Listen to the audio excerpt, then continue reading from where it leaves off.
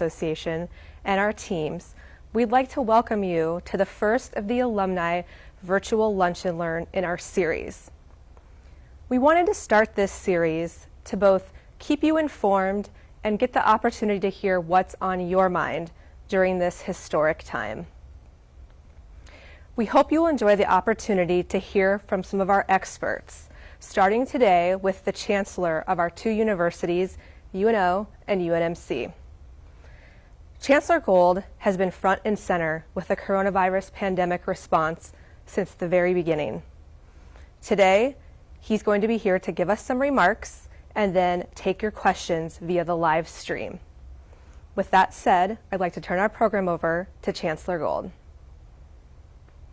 Well, thank you, Catherine, and to thank you and to thank Lee for this great idea of creating this lunch and learn for our alumni of both the Med Center and for UNO. And I am so privileged to have an opportunity to spend some time with our alumni over their lunch hour here. You know, as we were talking about just a few minutes ago, it is kind of sad that today would have been the annual Lotta Lecture, which is an annual event hosted at the Med Center and of great public and of great interest to our alumni. But we are living in a different time right now, so what I thought I would do is just share some statistics with you to start off with, and then a little bit of where our university campuses are as of today, and then most importantly, I'd love to have the opportunity to take your questions, share with you anything that I can be of use to, and then learn from your comments and your questions as well. So numerically, and we all do follow the numbers, want to get this right, 1,360,000 confirmed cases worldwide as of 6 o'clock this morning, just under 77,000 confirmed deaths due to coronavirus, 368,500 confirmed cases in the United States, and just over 11,000 confirmed deaths in the U.S. In the state of Nebraska, early this morning we were at 417 confirmed cases, and I believe it was 9 confirmed deaths. Unfortunately, these numbers truly underestimate the prevalence of the disease in that, first of all, we're only testing highly symptomatic individuals in the United States, and secondly, there's a good number, could be as much as 25%, 35% of the people who are infected with COVID-19 don't even know they're infected. As we say, looking well, feeling swell, leading their lives, hopefully staying home and not being exposed to others, but are definitely not symptomatic and don't know they're carrying the virus, and most importantly, don't know that they can shed the virus and share the virus with others. The Med Center writ large has had a very prominent role in this pandemic. As many of you will remember, we were very involved at the time of the Ebola outbreak in Western Africa in 2014, and since that time have become trusted partners with federal and state governments across the nation and around the world. It wasn't soon after the pandemic began to spread in central China, in the Wuhan city, in the Hubei province, that we were asked to repatriate a large number of American citizens and their families from China for purposes of quarantine. I'm pleased to say none of those individuals became infected, and all of them have gone home to their homes in the States. We were then asked to repatriate all of the individuals who were infected from the Diamond Princess cruise line. As you may know, that ship docked in Yokohama, Japan, and that we sent a team of health professionals to Yokohama. They worked on the screening and triage. A certain number of those individuals were deemed to be infected, and we used our biocontainment, our quarantine, and our isolation facilities to care for those individuals. They've all gotten well, and they've all, too, gone home to their states across the United States.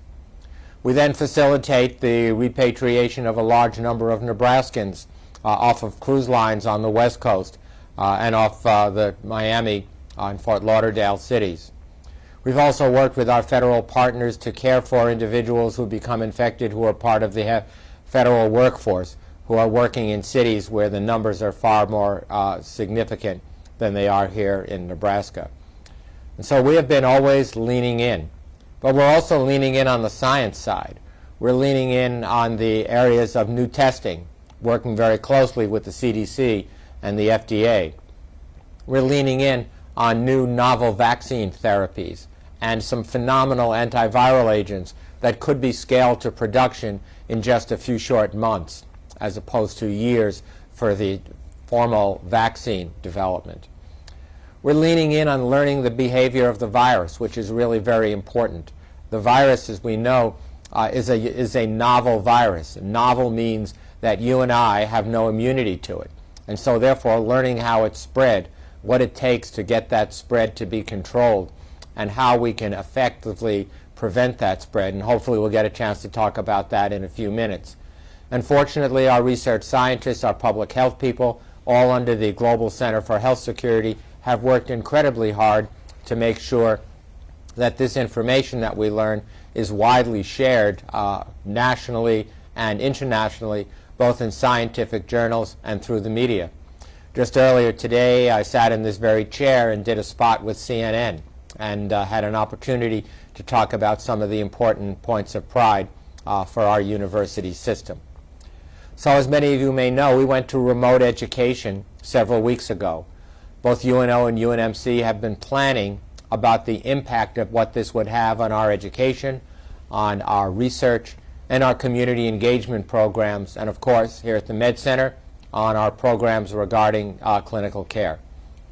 We've worked very hard to be sure that all of the remote education programs will be fully operational, and indeed it's been amazingly successful. We've worked very hard to continue our core research programs and to be sure that we keep things like our food pantries and the services that we provide for advising and counseling, wellness services and others, intact across the entire UNO and UNMC system.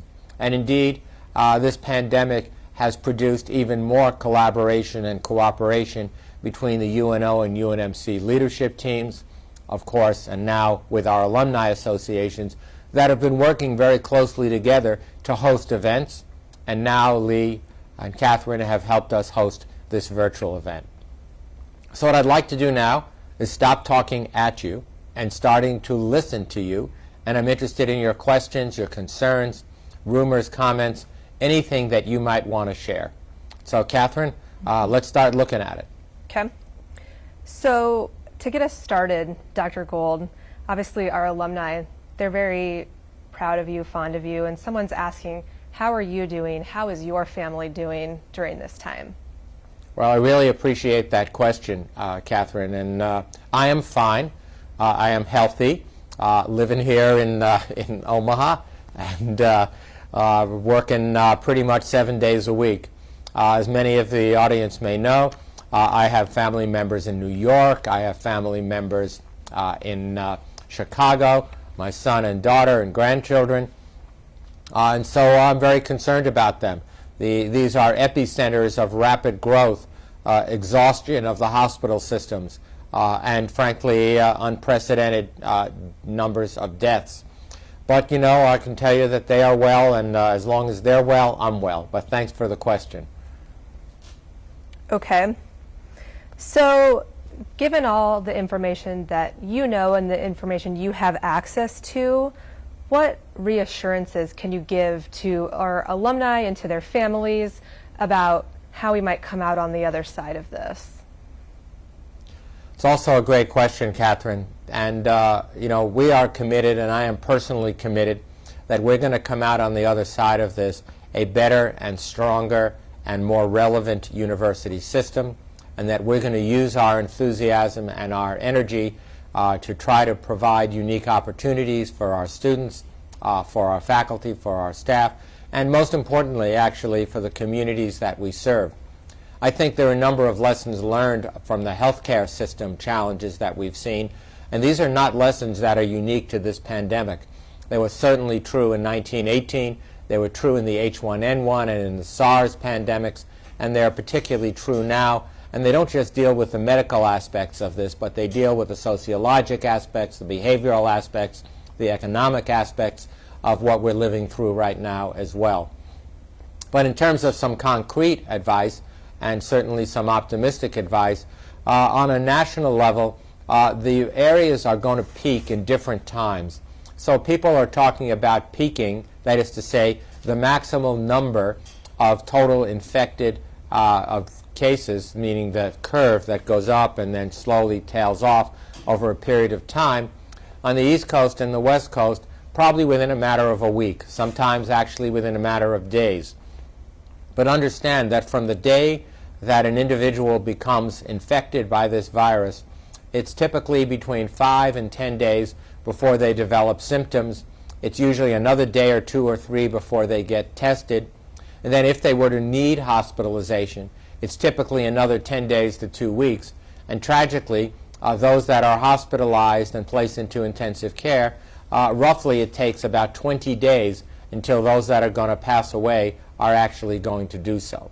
And so if you think about it, 20 days here, 10 days here, 15 days here, etc., from the time of infection till we know what the maximum impact is going to be on the mortality in our communities is almost a matter of between 5 and 7 weeks. And so anything that we can do to flatten that curve. So currently, the state of Nebraska projections, for instance, look at peaking around the 24th to 25th of the month of April, which means that's when we would start to see the downturn in the numbers. That's several weeks from now, and we need to be really sure that we can do everything we can to, one, expedite that, and in so doing, keep the numbers lower. So that gives me an opportunity to say to this audience, please stay at home if you possibly can, if your job is not essential. Secondly, certainly, if you are ill or you're caring for an ill family member at home, definitely stay at home.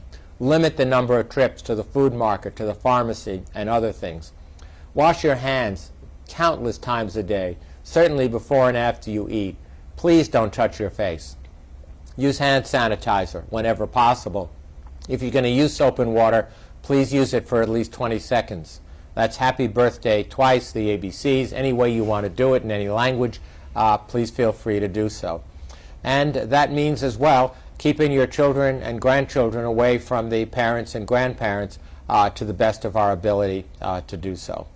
All good advice, all advice that you've heard many, many times before, but that is what it's going to take until we have effective vaccines that are available. Catherine, do we have other questions? We sure do. We sure do. Okay, so a little bit related to that, but obviously UNMC has alumni that are working in the health professions. So what can those listening, would you say, do to support those who are in the health professions on the front lines?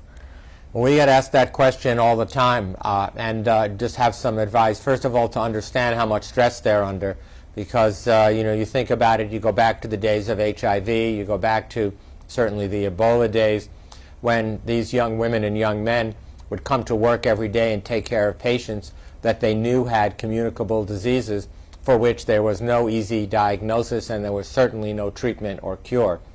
And this is the same kind of model. And you got to wonder what motivates people to get up in the morning, kiss their kids, and then go off to work.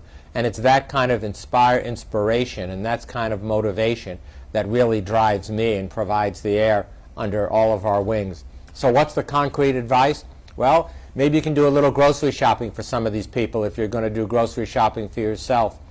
Maybe you could pick up their kids or drop them off if they had an essential thing that they absolutely had to do, or participate in some local child care for a very small group.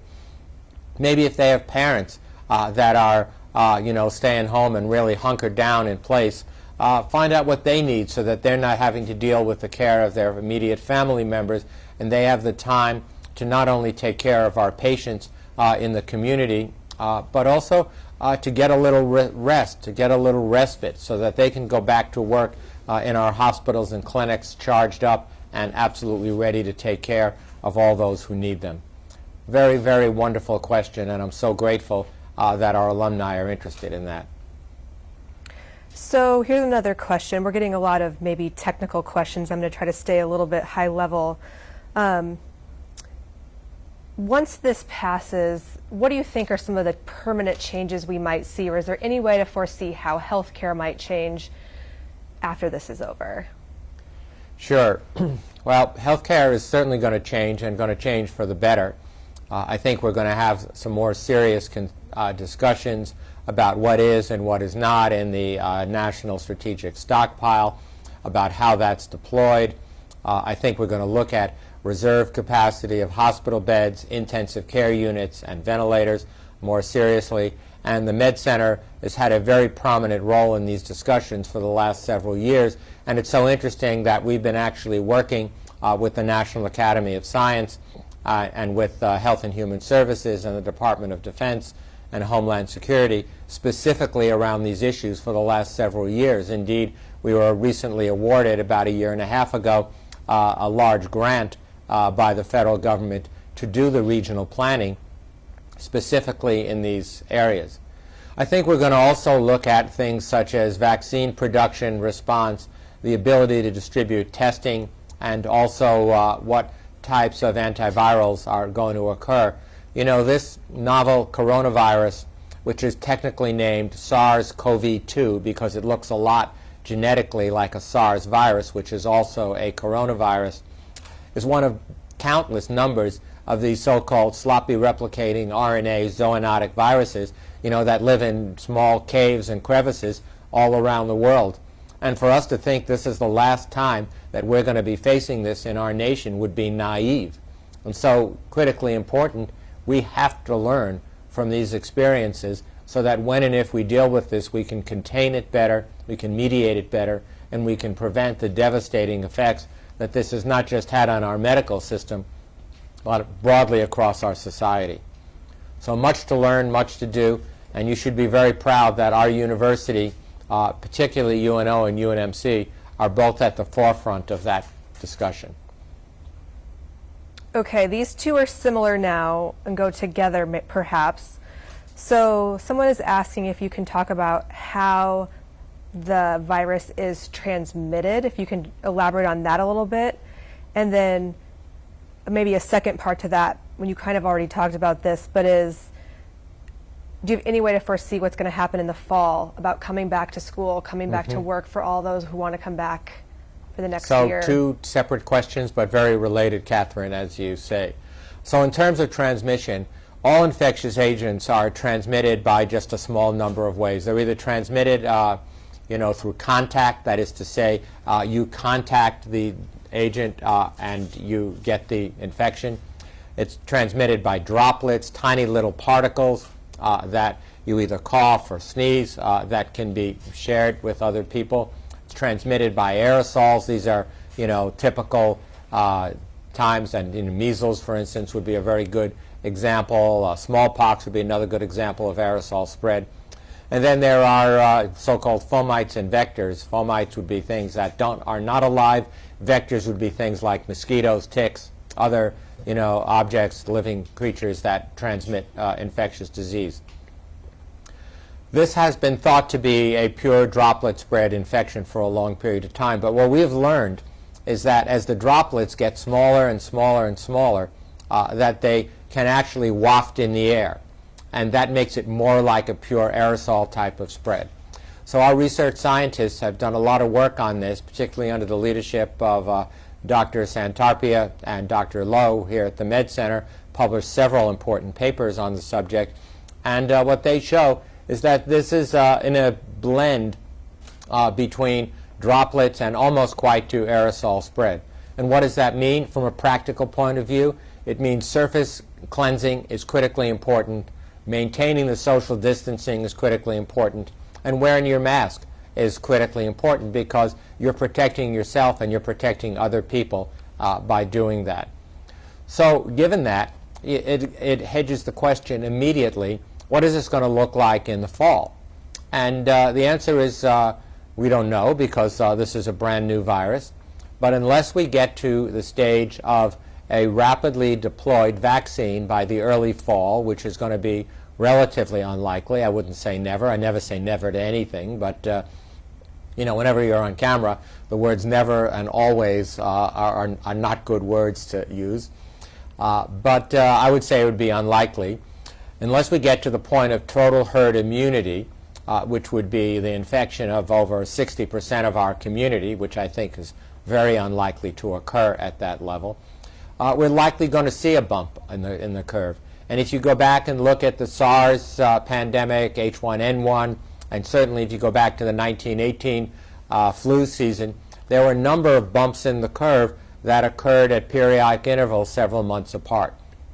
Now, how high those bumps are and how many of them they are depends on what you do. That is to say, how carefully you maintain your social distancing, how much hand washing you do. So when all of this acute period passes, and when people go back to work and go back to school, when our churches are open, when we're shopping and socializing, athletic events, cultural events, spiritual events, etc., we're going to still have to think about how often we wash our hands, wipe down surfaces, and hopefully if there's a lesson learned from all of this, Catherine, that will be one of the most important lessons that will come out of it. Mm-hmm.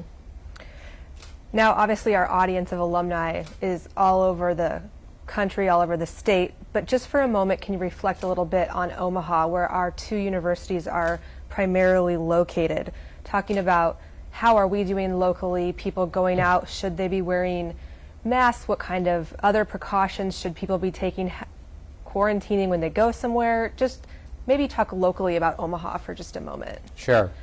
Well, very easy because I live this every day. The streets of Omaha are not completely empty, but the number of cars that are driving down Dodge Street, particularly at 5 o'clock in the afternoon, are few and far between. There's no big box store that you can go to that isn't counting the number of people that are entering, have 6-foot social distancing tape on the floor at every single checkout, have one-way arrows on each of the aisles. They are doing everything they can because, let's face it, we need food, we need our pharmacies, we need the things that we need on a daily basis. They're the so-called essential services. I think the individuals, the citizens of Omaha, for the most part, not completely, are taking it relatively seriously, and some very seriously. However, I can tell you, having driven around over the last weekend, I saw a good number of volleyball games. I saw some basketball going on. I saw some people sitting in some of the parks enjoying the sunshine. And of course, as the weather gets warmer, that's going to become more prominent. Those are exactly the things that we must not do for the next several weeks if we're going to flatten the curve and protect the most vulnerable citizens of our community. Let's face it, for the most part, the youngest generation, and I mean by that the people under 40 or 50, they're going to get the virus. They're going to think they have a cold or the flu or have no symptoms at all, and they're going to go on and lead a perfectly normal life. But the older generation, certainly those over 70 and over 80, are at particularly high risk. People that have heart disease, lung disease, been treated for cancer, people that are on complex medications, people that have various types of immunologic diseases such as lupus and others, rheumatoid arthritis, you're at very high risk of not only getting the disease, but of succumbing to the disease, of being hospitalized, etc. And so what the youth of our citizenry needs to do is not only to protect themselves, but to protect their parents and grandparents, to protect their loved ones from getting the virus, and then, of course, from the complications that this particular virus happens to cause. So I guess in sum, Catherine, I would say Omaha, the greater metro area, is taking this really seriously, but there's still work to do, and every time I get to stand behind a microphone, other than to express the pride that we've had, I get an opportunity to reach out and say that we own this and we own it for each other. Now, one of the things we've done, which has been a remarkable project, a partnership between UNO and UNMC, has been this smartphone app that we developed. We call this One Check COVID. So that's number one dash check, C-H-E-C-K, COVID, C-O-V-I-D. And this was developed in a partnership with the Scott Scholars at UNO, the public health and medical professionals at the Med Center, and of course the technologists, engineers, and software developers at Apple Computer. And it's been an amazing partnership that has created this application that serves multiple critical roles. The first thing it does, it allows anybody that uses it, and we've had thousands and thousands of downloads, and I believe as of this morning we're still rated 4.7 in the App Store, which, go for it. It's a really good rating, and I encourage you to download it. It is free. But it allows any individual to screen themselves. Do you have fever? Do you have shortness of breath? Are you congested? How high is your fever? Second thing it does is it asks you, have you been exposed to individuals who have been confirmed to have the virus or traveled from an area of high endemic spread? And then it goes on to ask you, do you have heart disease, lung disease? Have you been treated for cancer, etc.? And that then produces a risk stratification on a scale of 1 to 6. And based on that, it provides the Centers for Disease Control recommendations. But it does one other really important thing. It stores that information on your mobile device. But if you want to share it with your doctor, your pharmacist, you want to share it with your family members, you can just hit send. And you can either email it, text it, or send it by any means possible, either on a cellular, Wi-Fi, Bluetooth, or by any other means. And that's really important for both self-screening, but also for sharing critically important information with others. So I encourage our alumni to, again, one, check COVID. And I just wanted to mention that that's available right now through the Apple App Store. Yep, has been. So this will be the last question then. Do you just want to leave us with some words of encouragement today? Sure. I am really encouraged. The UNO and the UNMC communities and the university system writ large, all of our chancellors, President Carter, has done an incredibly good job of working together, communicating, and reaching out to be sure that the educational journey of our students, our research programs, our community service are not only protected, but actually enhanced. And we're working on the future. You know, as one of the earlier questions was, Catherine, what do we look like on the other end? How are we going to be a better, stronger university? How are we going to meet the challenges and at the same time enhance what we do, continue to build our reputation, and continue to use these events, as tragic as they may be, on a personal level and on a family level, as a way of strengthening the university. And I am so proud to tell you that we're there. We're going to get through this. The faster we get through this, the more we're going to depend on all of our alumni in the community to follow the non-pharmacologic interventions, rely on good sources, tested, reliable sources of information.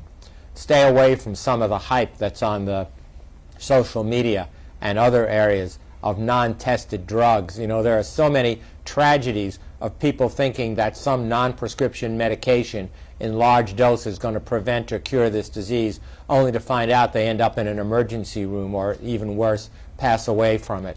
So if you have questions, if you have concerns, please reach out to us. That's what we're here for. All of us are willing to take your questions, connect you to the experts who really know the answers to these questions, and to continue to build the future. You know, we have a gigantic alumni network worldwide, and our job is to be together on this as one UNO and UNMC family. Thanks so much for giving me this opportunity. Thank you, Chancellor Gold. Just a couple closing comments for us and our audience out there listening today. This session will be available on our Facebook and YouTube pages when it's complete. We're going to continue our Alumni Lunch and Learn series next week on Tuesday, April 14th, again, 12:30 p.m. Central Time on Facebook Live with the topic of The Wisdom of Elders in the Midst of COVID-19, featuring Dr. Julie Masters from UNO and Dr. Steve Wingle from UNMC. Many of our alumni have asked us what they can do to support the university at this time. We've included a link on the screen to the Student Food Pantry giving page. And finally, please tell us what's on your mind and how the university and our two alumni associations can help. You'll see our email addresses on the closing screen. Thank you so much for joining us, and we look forward to seeing you next week.